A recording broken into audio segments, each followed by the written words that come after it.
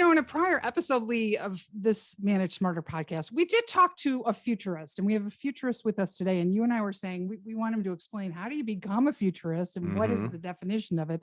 Excellent guest today to help you with that and maybe anticipate a little bit better about what might be coming at you business-wise. I was also reminded of Faith Popcorn back in the day. It was like she made an entire career off being right once with her futurist view on cocooning, I recall. And so, I think part of being a futurist, and being respected in the field is about being right. So I'm very curious to learn more about that. And we'll talk to our guest today about some of his thoughts and outlooks then on a variety of topics about what we see in the future. So it's going to be a great episode. That's right, Jonathan Brill. We got a long list of stuff we want to ask you today. So welcome to Manage Smarter, everyone. I'm Audrey Strong. I'm the Vice President of Communications here at SalesFuel. And I'm C. Lee Smith. I'm the CEO of SalesFuel. And live from Sausalito, California, Jonathan Brill is our guest today, and he helps leaders turn disruption into opportunity. That's what everybody wants. As a speaker and advisor, the book, you got to get it. It's called Rogue Wave, Future-Proof Your Business to Survive and Profit from Radical Change. He was previously the Global Futurist at HP. His companies have developed more than 350 products for organizations, including Samsung, Microsoft, and the federal government. He creates intellectual content for TED, HBR, Fast Company, Bloomberg, many other organizations. Jonathan, we had to move this a couple of times. I'm so glad we're finally have a meeting of the minds today. Welcome. Thank you. I can't wait to get into this. I'm a big fan of your show. Well, I'd love to do nothing more than that. We'd do like a Joe Rogan and serve you some vodka from the Hanson Distillery down the street. But we're remote. We can't really do that. Yeah, just imagine for yourself that we're drinking vodka. So. Yes. Next time you come out, I live in come see you. Sausalito, which is just at the edge of wine country in California. So we're talking about. And for those of you that go to San Francisco on conferences, meetings, everything like that, do yourself a favor, hop on the boat. Take the day trip out to Sausalito. Yeah. It's great. Yeah. So how do you become a futurist, and what is your definition of a futurist?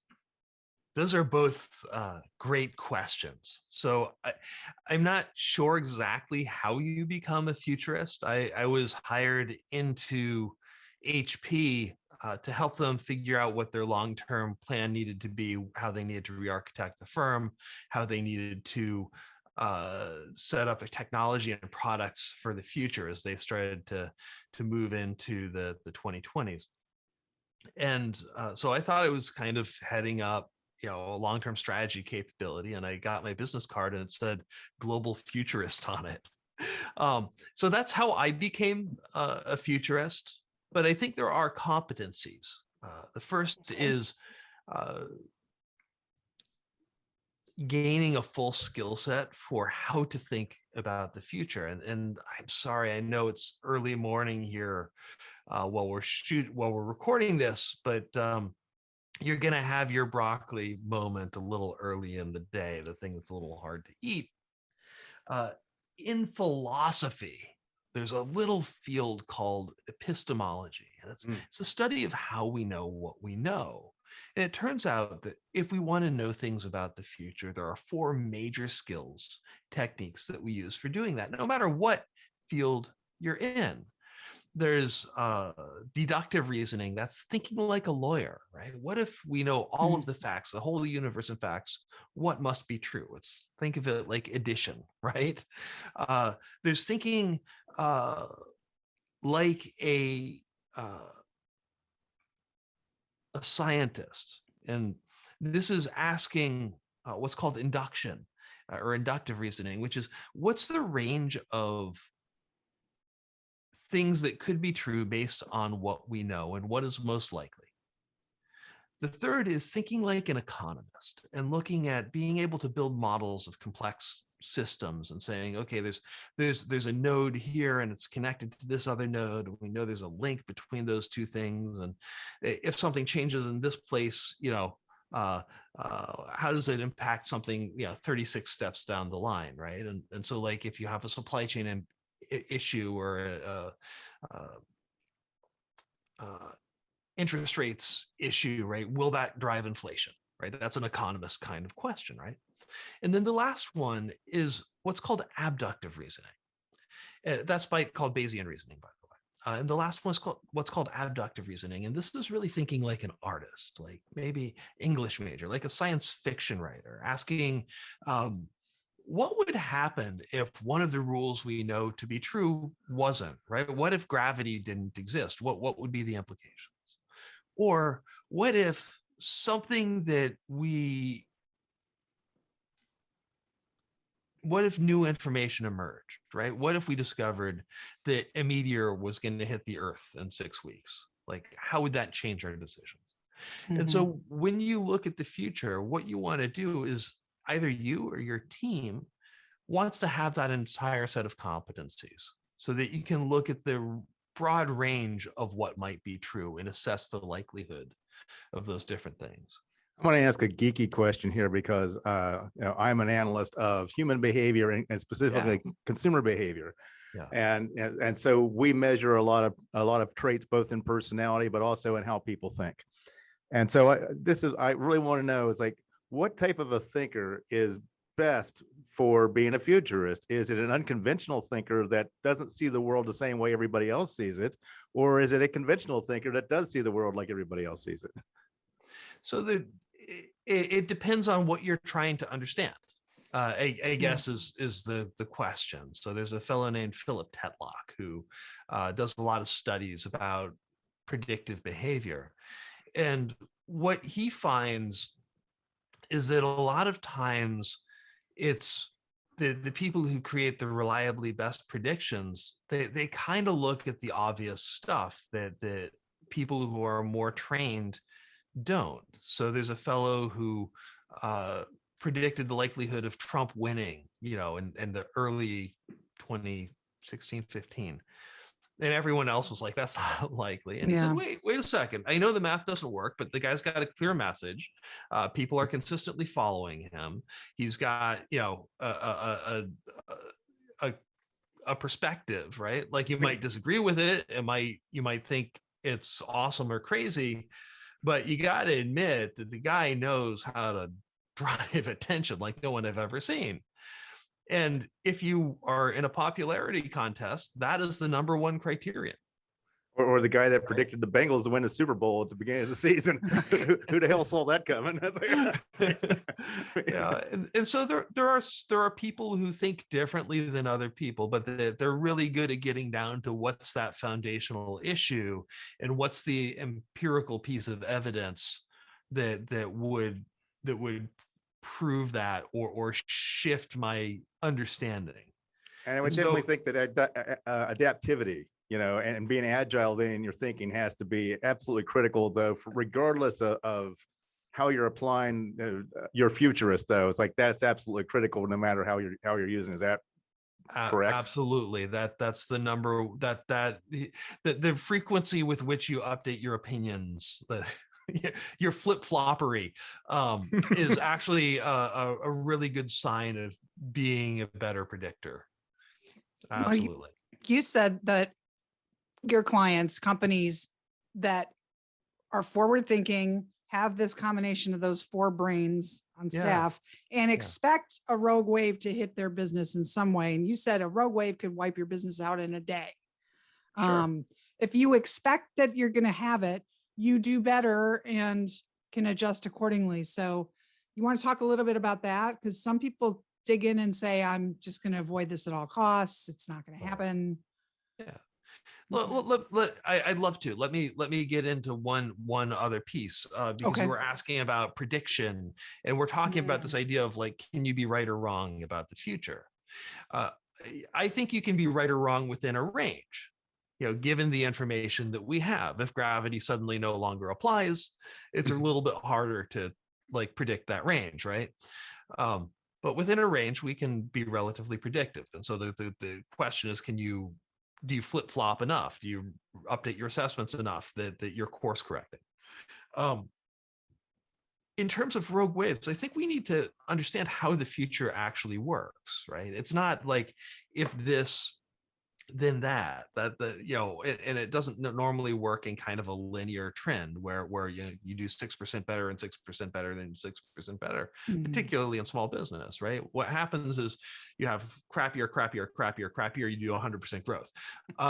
Hockey stick, the hockey stick. That's what we call it. Yeah. Yeah. You know, and that's kind of the way the future works, is that the individually manageable waves of change suddenly collide to become a massive disruption.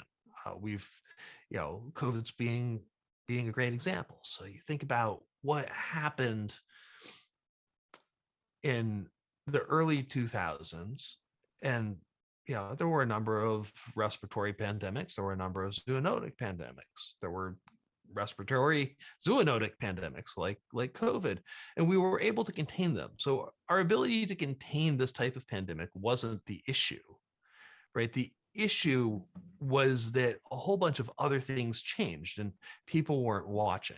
At HP, we were tracking them. We were looking at the density of people moving into cities and how that was shaping the interface with the biome in China, with nature in China.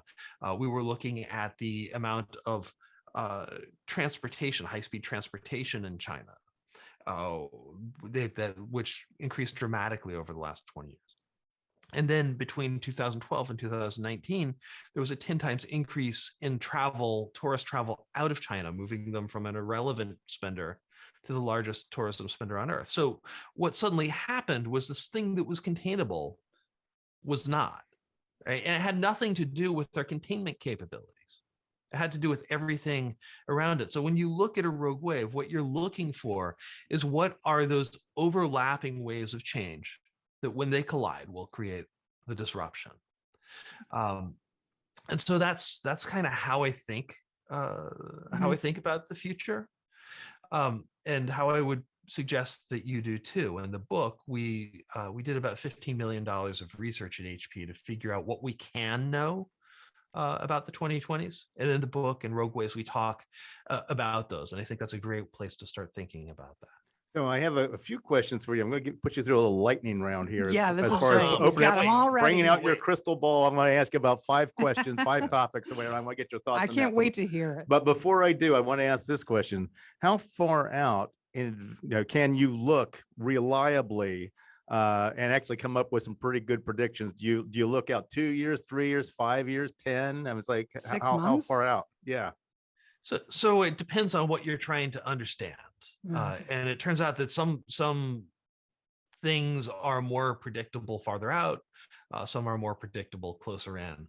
I typically look about 10 years out, because sometimes the future can accelerate. And what I'm really looking for isn't like one thing to be true or another thing to be true, but what happens, what's the impact of aspects of that future, individual smaller waves of disruption accelerating or decelerating? Does it break the system?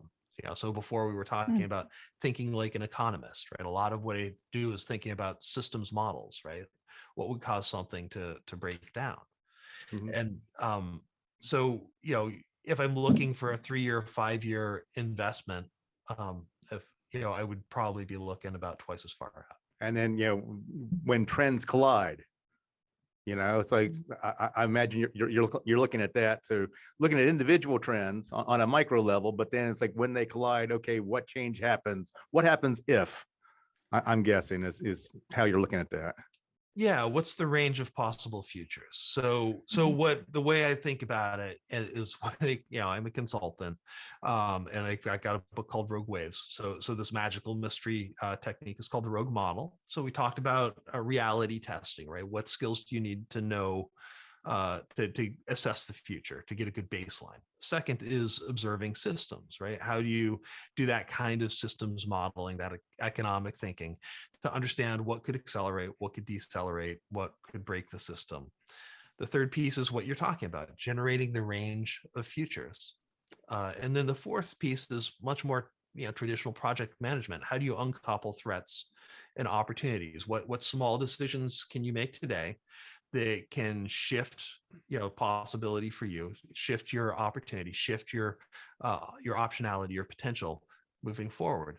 And then what range of experiments? So that's uncoupling, that's the U in Rogue. And then what range of experiments, that's the E, do you need to be doing? What portfolio do you need to be doing to make sure that no matter what succeeds and what fails, you're getting the right payoffs in combination and the right timelines? Okay, you're ready for the lightning round?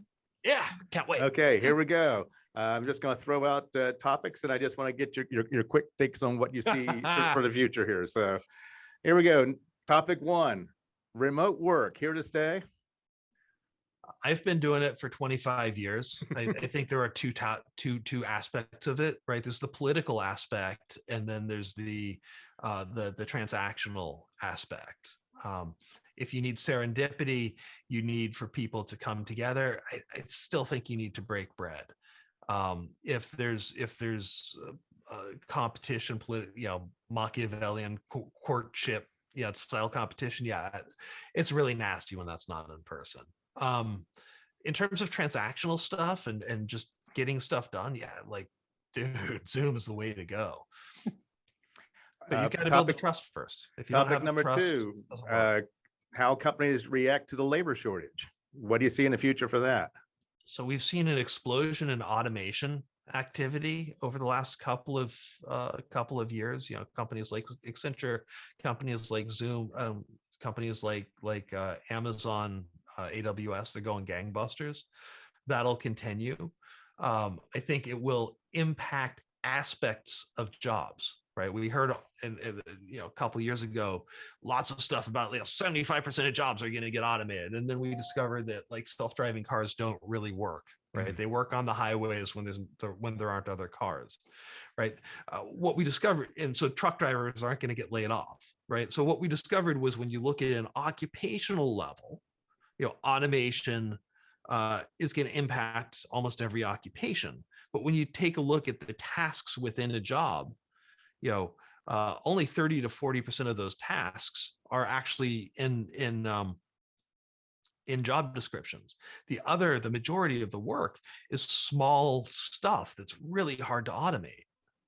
And I think that's going to be one of the real challenges in that actually happening. We have a lot of sales managers that listen to this show. What's your take on the future of sales and salespeople? So I think there's a bigger question there, which is what is the future of product differentiation, right? Because at the end of the day, if you have accelerating product cycles, accelerating commoditization, your job as a salesperson is to create price opacity, right? To package things, to bundle things, so that your customer can't compare apples to apples. That's going to continue to be a job. It's the other piece is diving deep into your customer, into your industry, to understand the problems they don't know they have that you can resolve through more complex bundling. And I think that's always going to be a need. It's just going to get a lot more sophisticated. I would agree with that. Topic 4, cryptocurrency. That's a much bigger topic. That's another 20 minutes. So there's a whole shift in the financial system and in the economy that's happening. It's much like the internet. It's happening. Change the world. Combination of AI, crypto, or really blockchain and digital contracts, things like NFTs, not like, Puff Daddy, putting up an NFT, but really using these as ways to manage contractual relationships between digitally mediated transactions. I think that's going to be a huge opportunity and challenge. So a place that you could see that in sales is managing rebate down your value chain. Right. So today, a goods manufacturer, Nike, right, they pay out rebates one step down the value chain, but as it moves further down, right, they've got no idea how that money gets spent. They don't have any control. So you could start to see systems where that rebate gets managed through a combination of AI using blockchain to anonymize data, and yet get the manufacturer, the producer, that the information they need, and using things like cryptocurrencies to really act as frequent flyer miles through that process. I got 2 more. This one's for Audrey's husband. Future of higher education. Colleges, universities, specifically. It's a complex challenge, right? They've got huge real estate. They've got facilities costs. They've got huge labor costs, and you've got a shrinking youth base in the United States. And suddenly, I don't know if we've decided as a country that we might not be so interested in having foreign, graduate students here. That's insane from any economic model. But that seems to be what we're doing. That seems like a bit of a crunch. The second challenge, I think, is that higher ed is really not served a lot of people who pay for it at the level that it charges. And so the question is, how do you avoid being a trade school? Because that stuff doesn't pay off for people over time. It pays off in your first job, and then how do you make sure that you give people the thinking skills for life? And so it's the question, I think, of higher education is how do you blend those pieces? You take a look at a place like Stanford, right, which is really become a trade school in a lot of ways. Kids go to computer science, go there for computer science, and like by semester 2 they're learning how to build a business, and that's the most popular class in the CS program. Well, this is a humanities school. Like Stanford is a humanities school that's turned into a trade school. Like you don't want to do that, and it's happening even at the very highest end. And the last one is, what are you 80 to 90% sure will happen in a post-pandemic world? That's the most open question ever. Wow. I know. It's like you can answer it however you want. You can answer it. I mean, what's that look like once we get to the other side? It's like, okay, what do you think is going to happen? Well, the thing about the future is everything's true if you wait long enough. Over the next 2 years, I think we're going to see a real desire to connect. I'm feeling it. And I think, what we've seen is like this push away from conferences, this push away from business travel, this push away from all of these things. The consensus agreement is that those things are dying old issues. I think that we're still monkeys, and I think we still want to sniff each other. And I think that's all going to come back in spades. I love that. And this is why I love that we got to meet you today, because, if you want to connect with Jonathan, who clearly wants to connect with everybody listening to this, you spell your name without an H. So it's jonathanbrill.com is the website. One H, the H and Than. Yeah. Yeah. That's true. Yeah. And Jonathan Brill on both LinkedIn and Twitter, and he's all over YouTube. And it's just such a pleasure. It's just fascinating to listen to you. And I actually would love for you to come back. Yeah, absolutely. And I love anyone who has a message that a rogue wave doesn't have to be a red wave. This is the biggest opportunity that has happened in our lifetimes. 13% more billionaires in 2020. When you have a disruption, you see a 50% increase in new entrants into the Fortune 100, admittedly, because there's a 50% increase in old entrants out of the Fortune 100. But these are the times, these are the opportunities for radical growth and radical change. If you're prepared and you assume that tomorrow won't be like today. Thank you, Jonathan, for being on the show. So glad we connected. It's great to meet you. Thank you. You too. Great to be here.